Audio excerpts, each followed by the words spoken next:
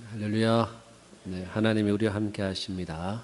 네, 식사를 하고 우리 구역장들 모여서 이렇게 구역장 모임을 가졌는데요.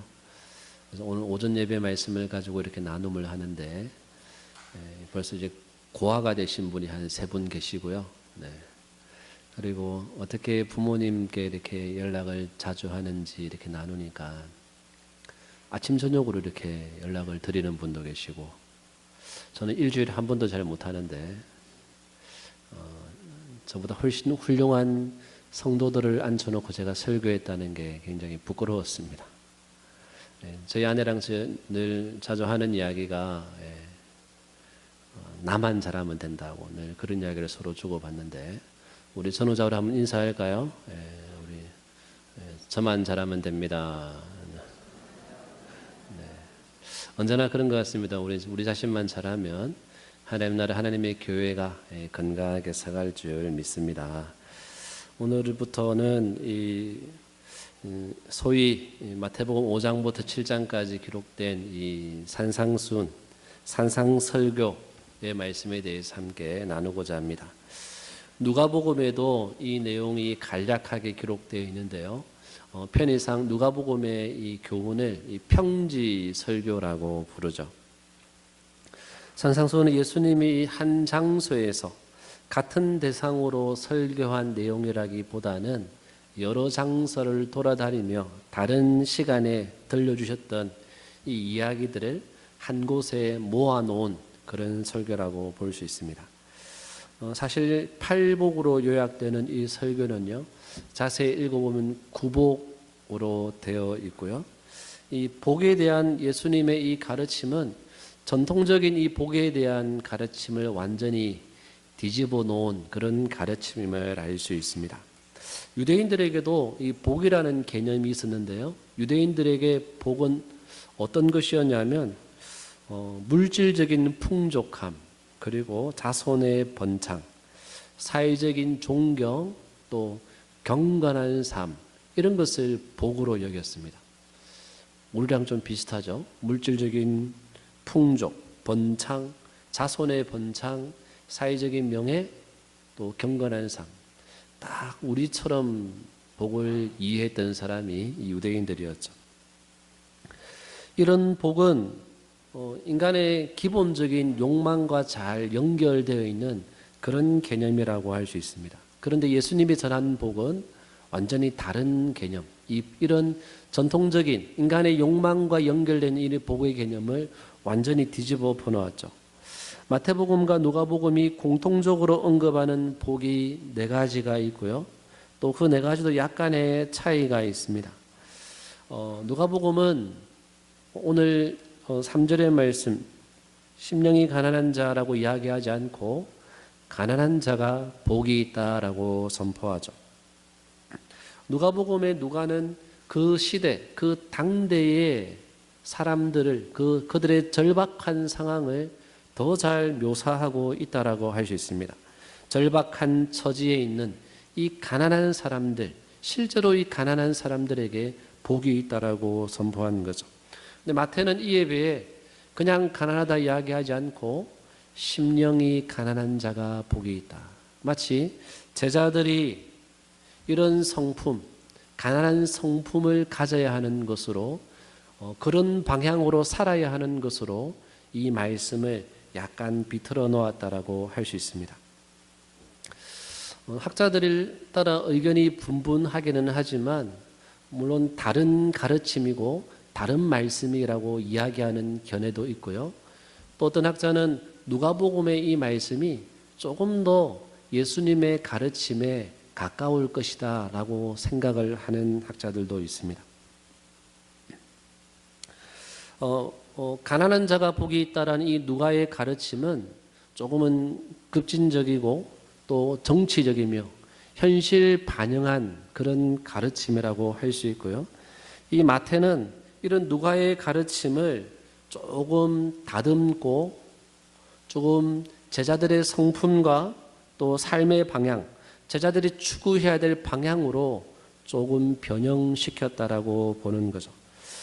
세상을 향해서 관심이 있었던 이 누가와 다르게 이 마태는 공동체에 관심이 있었다라는 거죠. 그래서 제자들이 이런 성품으로 사는 것, 그것이 공동체를 세우는 것이라고 생각을 했던 겁니다.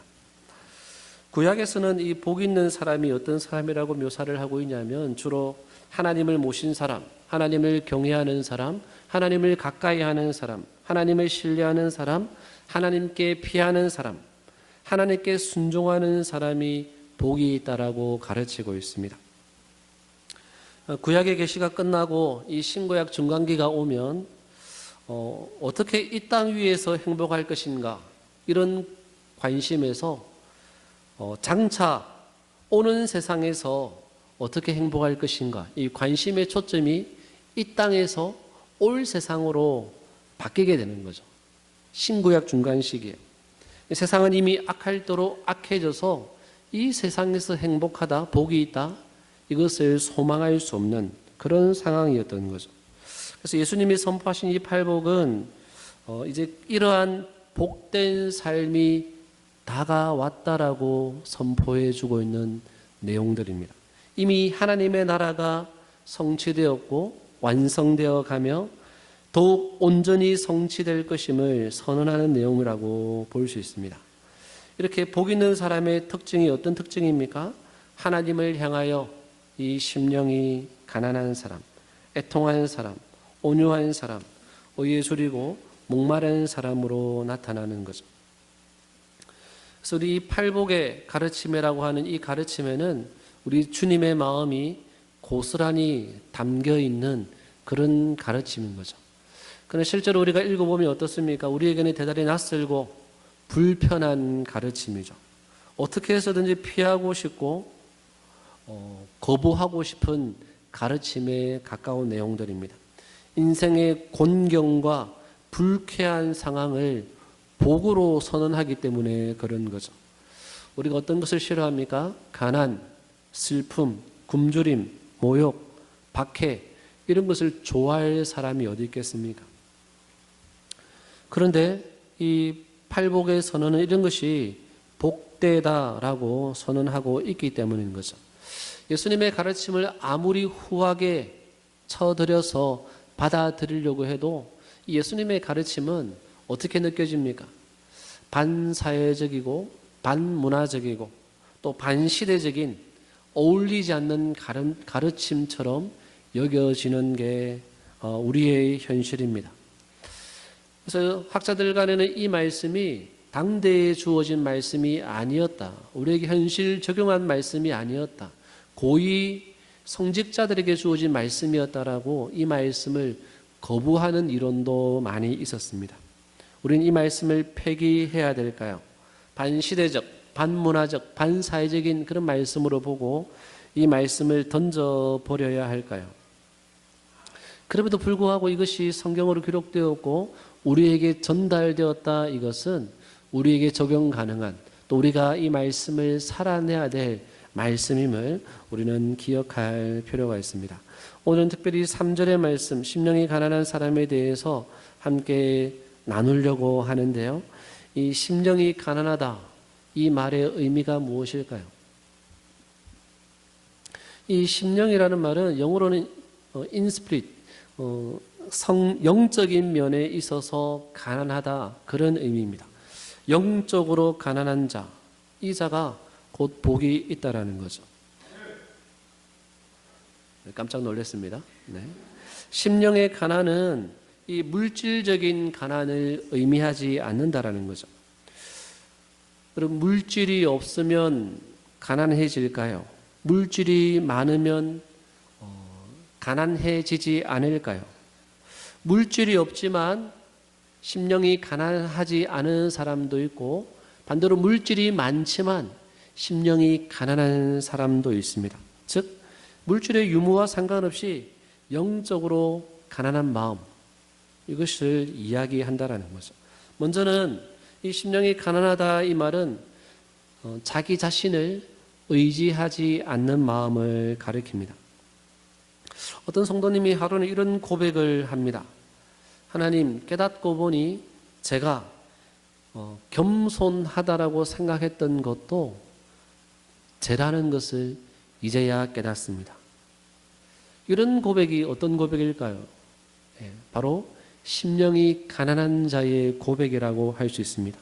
내 안에 내 스스로 겸손하다라고 생각했던 그것도 잘못되었다라고 발견하는 거죠. 내 안에 의지할 것이 하나도 없음을 깨닫는 마음, 전적으로 무능하고 전적으로 타락하였고 전적으로 부패했다라는 것을 깨닫는 이 마음, 이것이 곧 심령이 가난한 마음이라고 할 수 있습니다. 자신이 소유한 것, 자신의 재능이나 능력이나 은사, 이런 것을 전혀 의지하지 않는 거죠. 이런 의지하고 싶은 마음을 완전히 비운 상태, 이것을 우리는 심령이 가난하다라고 할 수 있습니다. 우리는 한진그룹의 이 한진그룹 총수 일가들을 보면서 이 사람들은 대단히 내세울 것이 많고 자랑할 것이 많은 사람처럼 보였다라는 사실을 유서를 통해 발견했습니다. 자기 자신에 대한 대단한 신뢰, 자랑, 이 자신감이 하늘을 찌르는 거죠. 그래서 어떻게 합니까? 자기보다 아래에 있다라고 생각되는 사람을 향해 막무가내로 대하는 거죠. 이처럼 자기 자신을 대단히 신뢰하는 사람들은요, 예배를 드려도 별로 기도할 것이 없는 사람들입니다. 자기 자신을 대단히 신뢰하는 사람은 예배를 드려도 별로 하나님을 의지하지 않는 거죠. 늘 그들의 마음은 영적인 문제가 아니라 다른 것에 마음이 있습니다.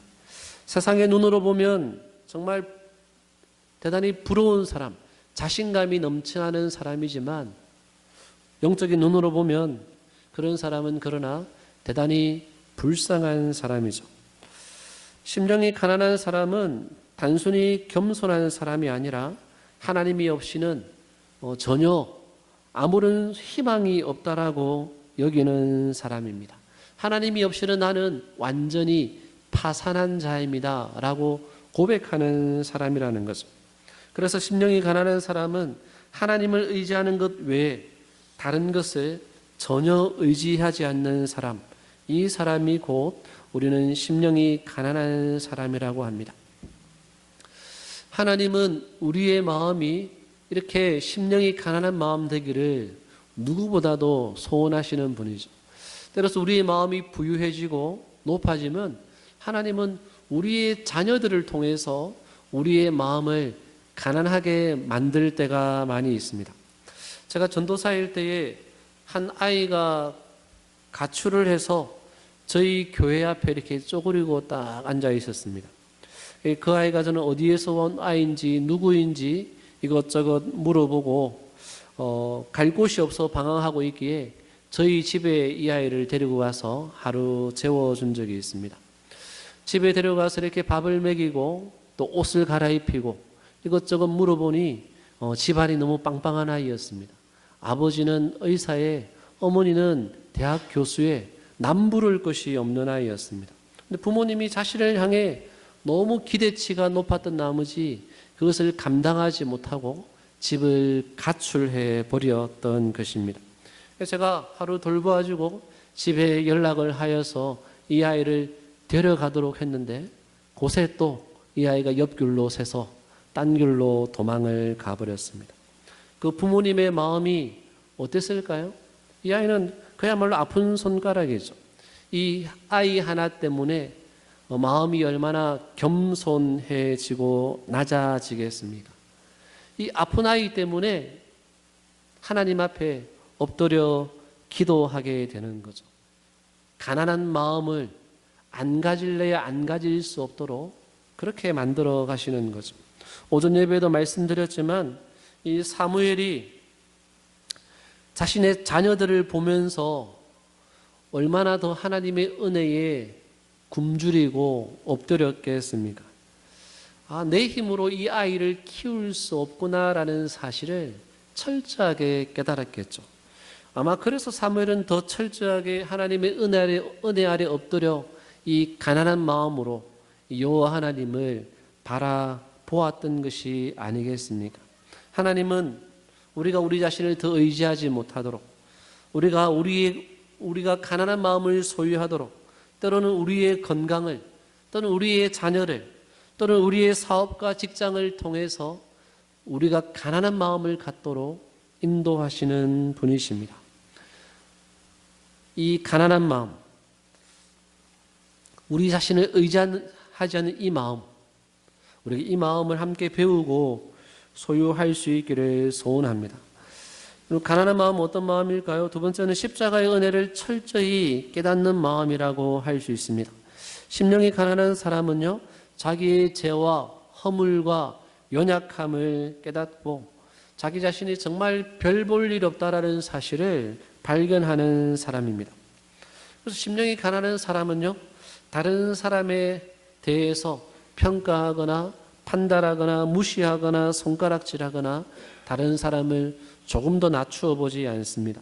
남의 허물을 보기 전에 자신의 허물과 죄와 연약함을 깨닫기 때문에 그런 거죠. 십자가의 은혜를 깨닫지 못하는 사람은 영적으로 가난하지 않은 사람이죠. 이런 사람은 늘 남의 말하기를 좋아하는 거죠. 자신에게는 한없이 관대하지만 타인에 대해서는 너무나도 엄격한 잣대로 판단하고 평가하고 손가락질하는 거죠. 자기가 하면 로맨스, 남이 하면 불륜으로 여기는 거죠. 내가 예배 시간에 조금 늦게 들어오면 나는 할 일이 많아, 봉사가 많아서 지각한 거고, 다른 사람이 예배에 늦으면 믿음이 없는 거라고 생각하죠. 자신이 교회에 올 때의 패션이 화려한 것은 세련된 거고, 다른 사람의 패션이 화려하면 교회에 어울리지 않게 튀는 거죠. 자신이 기도를 크게 하는 것은 믿음이 좋은 거고, 다른 사람이 기도를 크게 하는 것은 배려가 없는 거라고 생각하는 거죠. 이처럼 십자가의 은혜를 철저히 깨닫지 못하는 사람은 언제나 평가하고 판단하고 손가락질하기를 좋아합니다. 그러나 십자가의 은혜를 철저히 깨닫는 사람일수록 자신의 허물과 죄를 발견하죠. 바울은 어떤 사람이었습니까? 십자가의 은혜가 세월이 흐르면 흐를수록 십자가의 은혜가 커졌죠. 그리고 자기 자신은 점점 작아지는 것을 볼 수가 있습니다. 고린도전서 15장 8절에 보면 나는 맨 나중에 만삭되지 못한 자라고 스스로를 고백하죠. 이게 초기의 바울의 자기 인식입니다. 나는 팔싹둥이, 덜 떨어진 자입니다. 이렇게 고백했던 거죠. 그 다음에 옥중서신을 기록했던 에베소서에 보면 나는 모든 성도 중에 지극히 작은 자보다 더 작은 자입니다. 라고 십자가의 은혜를 깨달을수록 바울은 더 작아지고 있습니다. 이제 노년에 쓴 이 디모데 전후서를 보면 바울이 뭐라고 고백합니까? 나는 죄인 중에 괴수입니다. 라고 고백합니다. 나는 죄인 중에 괴수인데 그리스도께서 내게 일체 오래 참으심으로 나에게 주를 믿어 영생 얻게 해주신 이유는 나를 본보기로 하물며 나도 구원해 주셨는데 너희 일까 보냐, 이 샘플로 나를 구원해 주셨다라고 말합니다. 즉 바울은 죄인 중에 괴수라는 십자가의 은혜를 경험할수록 자기 자신이 더 점점 작아지는 거죠. 이처럼 가난한 마음은 십자가의 은혜를 더 깊이 깨닫는 마음이라고 할 수 있습니다. 십자가의 은혜를 깨달을수록 우리 자신은 작아지죠. 우리 자신이 작아지면 작아질수록 하나님은 커지는 거죠. 이것이 하나님 나라의 원리죠. 이런 원리를 대표적으로 보여주는 사람이 우리는 다윗이라고 할 수 있습니다. 다윗이 골리앗과의 전투에서 어떻게 이야기합니까? 큰 자 골리앗 앞에 작은 자 다윗이 뭐라고 선포합니까? 너는 창과 단창으로 내게 나오지만 나는 만군의 여호와의 이름으로 너희에게 나아간다라고 이야기하죠. 작은 자가 하나님의 은혜를 덧입어서 나아가서 싸우는 이 전쟁, 이것이 하나님 나라의 원리라는 거죠. 작은 자가 하나님의 능력을 덧입어서 이 세상 가운데 믿음으로 싸우는 것, 이것이 하나님 나라의 방법이라는 것은, 우리가 십자가의 은혜를 깨달으면 깨달을수록 우리는 죽어야 할 죄인임을 깨닫게 됩니다. 우리가 죽으면 죽을수록 이 십자가의 은혜와 사랑, 하나님의 임재와 통치는 역설적이게도 더 커지고 부요해지고 풍성해지는 거죠. 그래서 우리가 약할 때 강함 되시는 하나님을 그제서야 누리게 되는 겁니다. 그래서 우리가 이 심령이 가난한 마음을 소유하는 것, 이것은 곧 하나님의 능력을 덧입는 방법임을 우리는 기억해야 합니다. 그래서 심령이 가난할 때에 이 하나님의 통치, 하나님의 나라, 하나님의 임재를 경험하기에 이 가난한 심령을 소유하는 것이 복이라고 우리에게 선언해 주는 거죠. 심령이 가난한 것은 세 번째로 하나님만 의지하는 마음이라고 할 수 있습니다. 심령이 가난한 마음, 나를 의지하지 않고 십자가의 은혜를 바라보며 나의 허물과 죄로 죽을 수밖에 없는 죄인인 것을 깨달을 때에 그 성도의 마음은 오직 하나님만 의지하게 되어 있는 거죠. 한마디로 심령이 가난한 마음은 하나님만을 바라보는 마음이라고 할 수 있습니다. 하나님만을 바라보고 하나님만을 사모하고 하나님만을 의지하고 하나님의 도우심만을 바라보는 이 마음, 이게 심령이 가난한 마음이죠. 심령이 가난한 사람은 모든 것을 잃었다고 해도, 모든 것이 산상조각나고 깨어졌다 해도 그 중심에 하나님은 남아있는 사람입니다.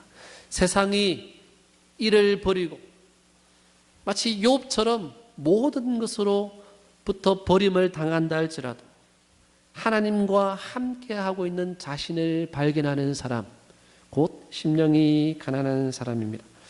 마치 마귀가 자신에게 절하면 모든 것을 준다 해도 그 세상 모든 것을 내려놓고 오직 하나님께만 경배하고 그분만 섬기기로 작정한 이 마음, 이것이 곧 심령이 가난한 마음, 예수님의 마음이라고 할 수 있습니다. 우리가 이 교회사를 살펴보면 수많은 믿음의 선배들, 불굴의 의지로 믿음의 삶을 살아냈던 모든 신앙의 선배들, 그들은 한결같이 이 가난한 마음의 소유자들이었습니다. 심령이 가난한 사람들이었습니다. 그들은 오직 하나님만 바라보고 살아가는 사람들이었다라는 거죠. 영적으로 가난한 사람들이 복이 있는 이유가 무엇일까요? 천국이 그들의 것이기 때문이죠. 이 천국은 미래에 이루어질 나라가 아니라 오늘 현재 맛보는 나라입니다. 영적으로 가난한 사람들은 장차 내세에 천국에 들어가게 될 것이지만 이미 이 땅에서도 그 천국, 하나님의 나라, 하나님의 통치, 하나님의 임재를 소유한 사람입니다. 그러므로 그들은 복 있는 사람이죠. 이미 하나님의 나라를 소유하고 있고 또 장차 완전히 소유하게 될 것입니다.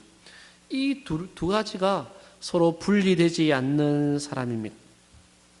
하나님의 나라, 곧 하나님의 통치, 하나님의 임재, 하나님의 다스림을 받는 사람, 이 사람은 가난한 마음으로 살아갈 수밖에 없는 것입니다. 심령이 가난하기 때문에 하나님의 나라가 그의 것이기도 하고 하나님의 나라가 그의 것이기 때문에 또 심령이 가난한 마음으로 살아갈 수밖에 없는 것입니다. 이것이 신자의 표지죠. 하나님 나라 백성된 신자의 표지. 심령이 가난하기에 하나님 나라를 소유하고 하나님 나라를 소유했기에 또 날로 심령이 가난해지는 겁니다. 그러므로 이 심령이 가난한 사람은요, 역설적이게도 언제나 넉넉한 사람입니다. 아무것도 없는 것 같으나 모든 것을 가진 자입니다. 하나님과 그의 아들, 또 그의 아들에게 주신 온 세상이라는 이 유업과 기업, 하나님 나라를 가진 사람이기 때문에 모든 것을 가진 사람인 줄 믿습니다. 이렇게 하나님 나라를 가진 사람만이 이 땅에 속한 모든 것을 하나님의 영광을 위해, 이웃 사랑을 위해 아낌없이 나누어 줄 수 있는 그 자유를 누리게 됩니다. 오직 모든 것을 가진 자만이 모든 것을 내어놓을 수 있다라는 거죠. 여러분은 심령이 가난한 자에게 하나님의 나라를 소유한, 즉 모든 것을 소유한 사람입니까? 그 사람은 결코 가난하지 않은 모든 것을 소유한 넉넉한 사람이라고 할 수 있습니다. 그래서 이 단순한 기쁨이라는 이 책을 보면 가난한 마음을 이렇게 설명합니다. 가난한 마음은 자신이 가진 모든 재산을 나누어 준다라는 의미가 아닙니다. 내가 부자이건 가난한 사람이건 사장이건 노동자이건 나의 능력과 재능과 나의 가진 것을 가지고 약자들과 가난한 자들을 위해 무엇을 했는가 스스로 자문하는 사람, 곧 이렇게 스스로 묻는 사람이 곧 마음이 가난한 사람입니다. 우리의 재산을 다 털어내어서 나누어주는 사람이 가난한 사람이 아니라 사회적인 약자와 이 가난한 사람을 위해서 스스로에게 묻는 사람, 나의 가진 것을 가지고, 내가 누구이든지 간에 나의 가진 것을 가지고 이들을 생각하고 이들을 위해 나는 무엇을 했는가 묻는 그 사람이 곧 심령이 가난한 사람이라는 거죠. 그래서 이 마음이 가난한 사람은요, 하나님의 사랑, 이웃 사랑에 막히지 않는다라는 겁니다. 왜요? 왜 막히지 않을까요? 심령이 가난하기에 하나님의 통치와 임재가 있기에 하나님과의 막힘이 없습니다. 하나님과 막힘이 없는 이 사람은요, 모든 것을 소유했기에 나눔에 자유하기 때문에 이웃 사랑에도 막히지 않는다라는 것입니다. 나의 가진 것, 그것이 재물이든 시간이든 재능이든 능력이든 가진 것으로 사회적인 약자와 이 가난한 자들에게 내가 이것을 가지고 무엇을 어떻게 할까요? 묻는 자이기 때문에 그 사람은 곧 심령이 가난한 사람입니다. 그러기에 영적으로 가난한 사람은 언제나 세상이 그를 세상으로 만들어버리지 못합니다. 세상에 물들지 않는다라는 거죠. 늘 하나님의 사랑으로 용서와 긍휼의 삶을 살아갑니다. 은혜 앞에 막힘이 없습니다. 주님의 통치가 있기 때문에 그렇습니다. 항상 심령이 가난한 사람은 이 가난한 마음, 영적으로 가난한 마음을 소유하게 되는 것입니다. 사랑하는 우리 대학교 가족 여러분, 이 산상수훈이 말하는 이 성경에 말하는 이 복에 우리가 이 영적인 눈을 뜰 수 있기를 소망합니다. 심령이 가난한 사람이 참으로 부유한 사람, 모든 것을 가진 사람이기 때문에 그렇습니다. 어떤 사람이 심령이 가난한 사람입니까? 자신을 의지하지 않는 사람이죠. 십자가의 은혜 앞에 나아가 죄와 허물로 죽을 수밖에 없는 사람임을 깨닫는 사람입니다. 그래서 오직 하나님만 의지하는 사람이 심령이 가난한 사람입니다. 오늘 이 심령이 가난한 사람에게 하나님이 약속하신 복이 무엇입니까? 천국, 하나님의 나라, 하나님의 임재, 하나님의 통치, 그 하늘나라를 우리에게 약속해 주셨습니다. 우리가 이 산상수훈의 가르침을 통해 성경에 말하는 복의 눈을 뜨고 하늘의 하나님 앞에 우리가 가난하여져서 하늘의 통치와 하나님의 뜻을 이루는 통로로 쓰임받는 저와 여러분 될 수 있기를 주님의 이름으로 축복합니다. 우리 함께 찬양하겠습니다. 주는 완전합니다. 찬양하겠습니다.